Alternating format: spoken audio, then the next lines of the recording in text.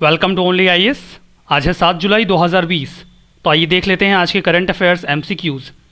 कुछ technical problem आ गई थी, इस वजह से आज का सेशन काफ़ी डिले हो गया है। खैर, हम इसे कंटिन्यू करते हैं। देखते हैं अपना पहला क्वेश्चन।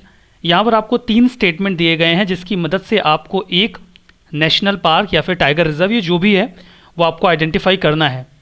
पहला स्टेटमेंट ये बोलता है कि गंगा और सोंग रिवर ये इसी पार्क से होकर गुजरती हैं। दूसरा स्टेटमेंट ये बोलता है कि ये शिवालिक की पहाड़ियों से जुड़ा हुआ है जो कि हिमालयन फुटहिल्स के बिल्कुल नज़दीक में है। और तीसरा स्टेटमेंट ये बोलता है कि वन गुज्जर्स, जो कि एक प्रकार के ट्राइब हैं या फिर लोग हैं जो विंटर्स के समय में इस नेशनल पार्क या टाइगर रिजर्व में जाके रहने लग जाते हैं। तो विंटर्स के टाइम पे ये इनका होम होता है। तो आप बताइए कि कौन सा नेशनल पार्क इन सभी इंफॉर्मेशन को कंप्लीट करता है। आपके पास ऑप्शंस हैं Manas national park, Rajaji national park, Dudhwa tiger reserve या फिर valley of flowers national park. अगर आपने न्यूज़ में इसके बारे में कुछ पढ़ा है तो आप निश्चित तौर पर अभी तक अपना आंसर आइडेंटिफाई कर चुके होंगे। सही जवाब बी है। हम राजाजी नेशनल पार्क के बारे में बात कर रहे हैं। ये न्यूज़ में था और कोई नेशनल पार्क अगर न्यूज़ में है तो पूछे जाने की संभावना बहुत बढ़ जाती है। न्यूज़ में इसलिए था क्योंकि हाल फिलहाल में वन गुज्जर्स और जो उत्तराखंड के फॉरेस्ट ऑफिशियल्स थे राजाजी नेशनल पार्क के, उनके बीच में एक झड़प हुई। राजाजी नेशनल पार्क के बारे में बात करते हैं। ये उत्तराखंड में है। हरिद्वार, देहरादून और पौड़ी गढ़वाल का जो रीजन है ये कवर करता है। गंगा और सोंग रिवर इसी पार्क से होकर फ्लो करती हैं। जो नॉर्थ वेस्टर्न लिमिट है ये एशियन एलिफेंट्स की है। इसके ऊपर आपको एशियन एलिफेंट्स नहीं मिलेंगे। Sal forest, riverine forest, broad leaved mixed forest, scrub land, grassy land, ये सब आपके जो फॉरेस्ट टाइप हैं ये आपको यहाँ पर मिल जाएंगे। 23 स्पीसीज़ मैमल की मिलती हैं, 315 स्पीसीज़ बर्ड्स की मिलती हैं। 2015 में इसे टाइगर रिजर्व डिक्लेयर किया गया। इसके पहले ये एक प्रकार की वाइल्ड लाइफ सेंचुरी हुआ करती थी। 1983 में 3 सेंचुरीज़ को आपस में मर्ज करके एक सेंचुरी बना दिया गया था, चिल्ला, मोतीचूर और राजाजी सेंचुरी। बाद में इसे ही टाइगर रिजर्व डिक्लेयर कर दिया गया। वन गुज्जर्स जो हैं ये विंटर के समय में यहाँ पर आ जाते हैं। दूसरा क्वेश्चन है the elusive Prince, hall he news में देखा गया। ये है क्या, आपसे ये पूछा जा रहा है। सैंडस्टोन स्टैचू है, ये एक प्रकार की बटरफ्लाई है, मार्स पर एक क्रेटर है या फिर एक प्रकार का कोआला बियर है। बताइए, इस नेचर के प्रश्न यूपीएससी पूछती है। सही जवाब आपने सोच लिया हो तो मैं आपको बता दूं कि आपको ऐसा महसूस होगा कि इल्यूसिव प्रिंस की बात हो रही हो सकता है, एक प्रकार का सैंडस्टोन स्टैचू हो सकता है, मतलब एक गेस में ये आएगा। बट ये आपको ट्रैप में लेने के लिए ऑप्शन दिया गया है। सही जवाब बटरफ्लाई है। ये एक प्रकार की बटरफ्लाई है जिसे हाल फिलहाल में न्यूज़ में देखा गया। 2 स्पीसीज़ बटरफ्लाई की अभी रीडिस्कवर की गई हैं अरुणाचल प्रदेश में। पहले का नाम द स्ट्राइप्ड हेयर स्ट्रीक है जो कि म्यांमार के बॉर्डर पे विजयनगर का एरिया है, वहाँ पर पाई गई हैं। और दूसरा जो है वो है इल्यूसिव प्रिंस। ये मियाओ में, जो कि नामदफा नेशनल पार्क के आसपास है, वहाँ पर पाई गई है। ठीक है, तो इसी वजह से ये न्यूज़ में था, जानते रहिए। अगला क्वेश्चन ऑपरेशन ग्रीन के बारे में है। पहला स्टेटमेंट ये बोलता है कि ये सभी प्रकार के पेरिशेबल फ्रूट्स और वेजिटेबल्स के ऊपर इम्प्लीमेंट होगा, जिससे ग्रोवर्स के जो इंटरेस्ट हैं उनको प्रोटेक्ट किया जाएगा जो फ्रूट्स और वेजिटेबल उगाते हैं। दूसरा ये है कि ministry of agriculture and farmers welfare इसे इम्प्लीमेंट करेगा। आप यहाँ पे आगे वेलफेयर ऐड कर सकते हैं। आपके पास ऑप्शंस हैं, बताइए कौन सा सही है कौन सा गलत है। आपको अगर पहले की इन्फॉर्मेशन थोड़ी बहुत पता हो, पहले तो आप अपना आंसर सोच लीजिए। होपफुली आपने सोच लिया होगा। आपको ऐसा महसूस हो सकता है कि पहला स्टेटमेंट गलत है क्योंकि ये तो टमाटर, आलू और प्याज के लिए था, तो यहाँ पर ऑल लिखा तो ये गलत हो सकता है। बट ऐसा नहीं है, ये स्टेटमेंट करेक्ट है। पहले तो ये ज़रूर टोमेटो, अनियन और पोटैटो यानी कि टॉप के लिए था, बट अभी हाल फिलहाल में इसे 6 महीनों के लिए सभी प्रकार के पेरिशेबल फ्रूट्स एंड वेजिटेबल्स के लिए इंप्लीमेंट कर दिया गया है। मैंने आपसे कहा जब भी आपको कोई मिनिस्ट्री दी जाए तो सोचिए कि कोई और मिनिस्ट्री हो सकती है क्या। एक्चुअली में अगर आप देखें तो ये पेरिशेबल फ्रूट की बात हो रही है, तो यहाँ पर फूड प्रोसेसिंग इंडस्ट्री में इसका रोल बढ़ जाएगा। दैट्स वाई ये जो दूसरा स्टेटमेंट है ये इनकरेक्ट है, बिकॉज इसे ministry of food processing industries implement करती है। ठीक है, बाकी ये पहले टॉप के लिए था, हाल फिलहाल में इसे सभी क्रॉप्स के लिए इंप्लीमेंट कर दिया गया है। कई बार प्रोडक्शन बहुत ज़्यादा हो जाता है तो फार्मर्स डिस्ट्रेस सेल करने लगते हैं, मतलब सभी चीज़ें बहुत सस्ती बिक जाती हैं, और नहीं तो फिर 100 रुपये 50 रुपये केजी हो जाता है वही फ्रूट या वेजिटेबल आइटम।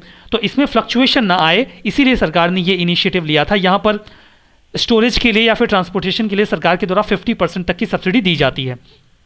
जो अगला क्वेश्चन है वो संथाल रेबेलियन के बारे में है। न्यूज़ में था, खैर ये हिस्ट्री का पार्ट है, आपने वहाँ पे पढ़ा होगा तो आप बता पाएंगे। पहला स्टेटमेंट ये बोलता है कि ये ब्रिटिश कॉलोनियल अथॉरिटी और जमींदारी सिस्टम दोनों के खिलाफ ईस्टर्न इंडिया में हुआ एक रिबेलियन था। दूसरा स्टेटमेंट ये बोलता है कि इसके जो लीडर्स थे वो भागोजी नायक और कजर सिंह थे।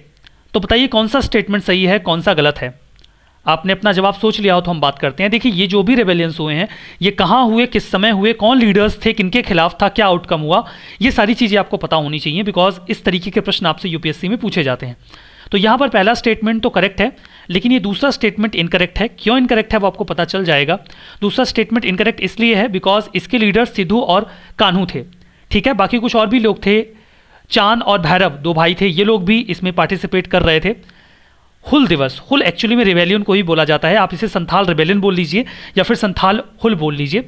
तो वो लोग इसे हुल दिवस के नाम से मनाते हैं 30 जून को, ट्राइबल्स की, मतलब ये जो सिद्धू और कान्हू थे उनकी मेमोरी में। तो ये अभी कमेमोरेट किया गया, दैट्स वाई ये न्यूज़ में था और हम इसे यहाँ पे डिस्कस कर रहे हैं। जो अगला क्वेश्चन है वो महात्मा गांधी बुनकर बीमा योजना के बारे में है। पहला स्टेटमेंट ये बोलता है कि इसका basic objective enhanced insurance cover देना है हैंडलूम वीवर्स को। दूसरा स्टेटमेंट ये बोलता है कि ये स्कीम केवल महिलाओं के लिए है, फीमेल वीवर्स के लिए है जिनकी उम्र 18 वर्ष से 59 यानी कि 59 ईयर्स के बीच में हो। तो बताइए कौन सा स्टेटमेंट सही है, कौन सा गलत है। यहां पर देखिए बुनकर बीमा योजना, बीमा है तो इंश्योरेंस कवर यहां पे बोल रहे हैं, आपने आंसर सोच लिया होगा। तो ये स्टेटमेंट तो बड़ा जनरल सा लग रहा है, सही है। यहां पे झोल हो सकता है क्योंकि ओनली है, लेकिन ओनली पर मैंने आपको इतने धोखे दे दिए हैं कि अब आपको सावधान रहना होगा, क्योंकि कई सारे स्टेटमेंट्स में ओनली लगा रहता है लेकिन वो सही होते हैं। लेकिन बार बार आपको धोखा नहीं मिलेगा, जैसे हम कहते हैं कि ओनली लगा है तो थोड़ा कॉन्शियस हो जाइए। बिल्कुल सही है, ओनली यहाँ पर लगा हुआ है, ये गलत है बिकॉज ये केवल फीमेल्स के लिए नहीं है, रेदर ये मेल और फीमेल दोनों प्रकार के व्यूवर्स के लिए है। Age group 18 to 59 is correct. तो इसलिए ये जो दूसरा स्टेटमेंट है ये इनकरेक्ट हो जाएगा आपका। यहाँ पर मेल और फीमेल दोनों प्रकार के व्यूवर्स के लिए लॉन्च किया गया है। मिनिस्ट्री ऑफ टेक्सटाइल इसे इंप्लीमेंट करती है। ऑब्जेक्टिव ये है कि इंश्योरेंस कवर प्रोवाइड करवाया जाए वीवर्स को, ताकि जब उन्हें दिक्कत हो तो उन्हें एक मदद मिलती रहे। महात्मा गांधी, देखिए शुरू में 2003 में से लॉन्च किया गया था बुनकर बीमा योजना के नाम से, लेकिन बाद में इसी का नाम 2005-6 में बदल के महात्मा गांधी बुनकर योजना रख दिया गया। एलिजिबिलिटी सभी वीवर्स हैं और जो क्लेम बेनिफिट्स है वो life insurance corporation of India provide करवाता है। 470 रुपीज़ का प्रीमियम पे करना होता है, जिसमें 290 रुपीज़ गवर्नमेंट पे करती है, बाकी का जो वीवर है उसे पे करना पड़ेगा, ठीक है। यहाँ पे जो अगला क्वेश्चन है वो आपसे ये पूछा जा रहा है कि G4 वायरस अभी हाल फिलहाल में न्यूज़ में देखा गया। साइंटिस्ट किस चीज़ को, मतलब कौन सी बीमारी ऐसी है जिसे G4 वायरस के नाम से पुकार रहे हैं, ये किसका एक रूप है, डब्ड किसे किया गया है इस नाम के साथ। आपके पास चॉइसेस है बर्ड फ्लू, कोविड-19, स्वाइन फ्लू या हेपेटाइटिस। तो G4 वायरस एक और नाम क्या पुकारा जा सकता है इसके लिए, किसका टाइप है ये या किससे जुड़ा हुआ है। तो आपके पास 4 ऑप्शंस हैं, सोचिए, ये न्यूज़ में था। तो अगर आपने अपना जवाब सोच लिया है तो चाइना में इस वायरस को फिर से ऑब्जर्व किया गया, खतरा ये भी महसूस किया गया कि एक नया पैंडेमिक क्रिएट हो सकता है इस वायरस से। ये एक्चुअली में स्वाइन फ्लू को ही कहा गया है G4 वायरस। स्वाइन फ्लू को कैसे कहा गया है आप समझ सकते हैं।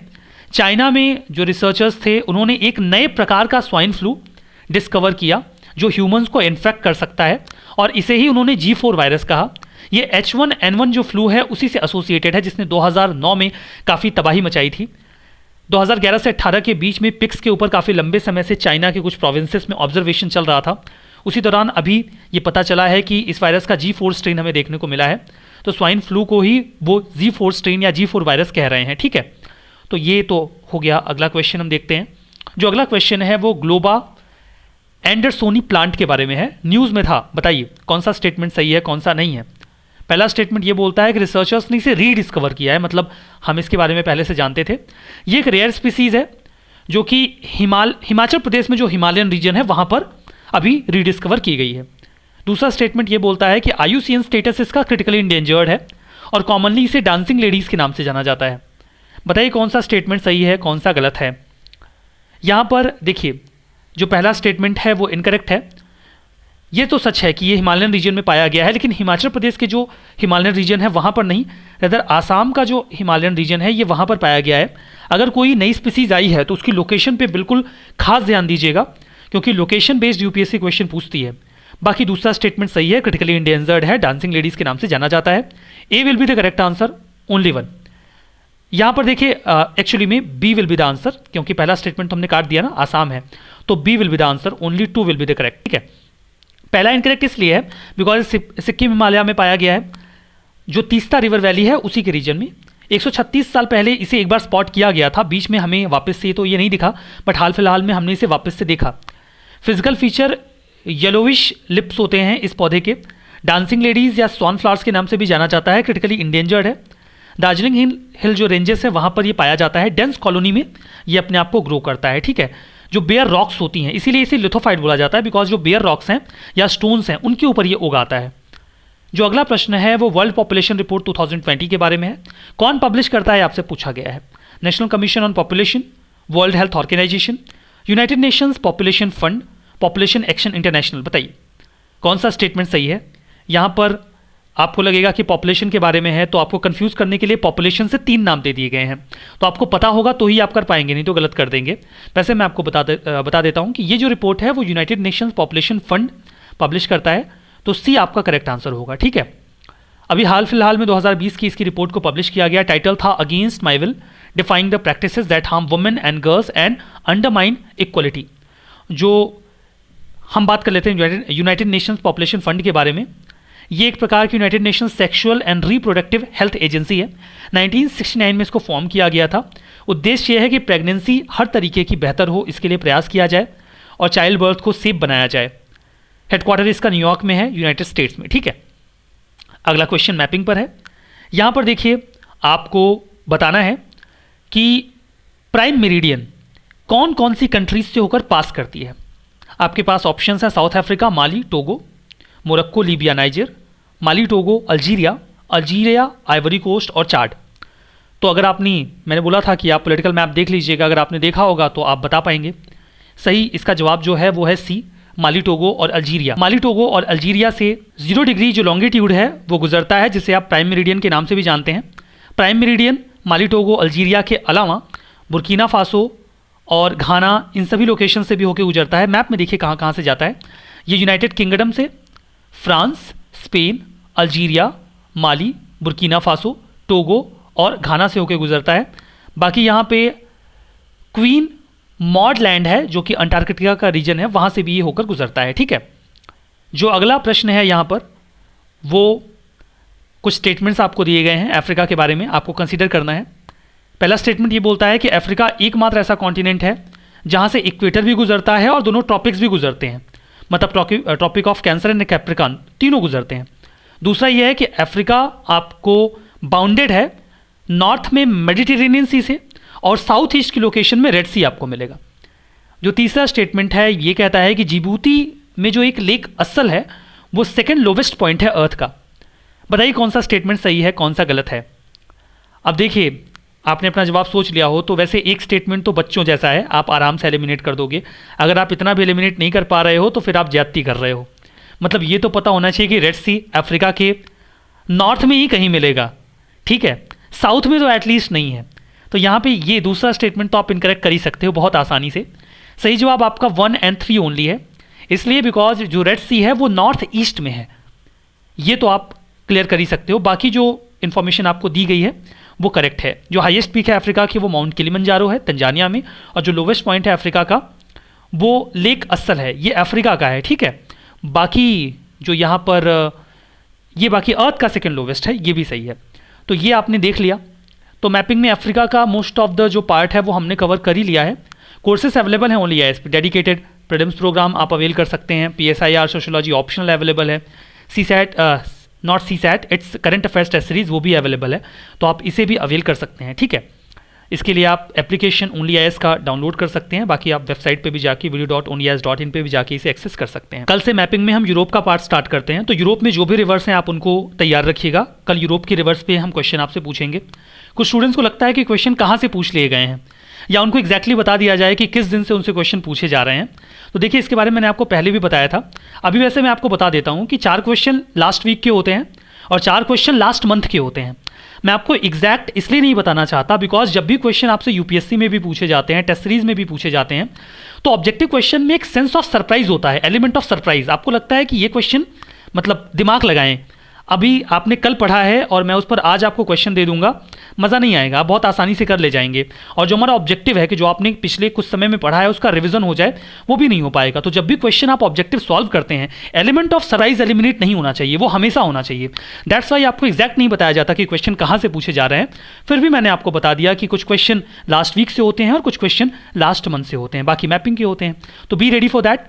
अभी तो मैं बाहर से नहीं पूछ रहा हूँ, हालांकि मेरा प्लान है कि कुछ समय मैं ये भी करूँगा कि कुछ क्वेश्चंस मतलब कोई अदर सोर्स मैं पकड़ लूँगा जहाँ से मैं कुछ दूसरे न्यूज़पेपर वगैरह से क्वेश्चन निकाल के आपको रैंडम दे दूँगा, तो वो भी आप सॉल्व करने की कोशिश करिएगा। खैर अभी तो मैं ऐसा नहीं कर रहा हूँ।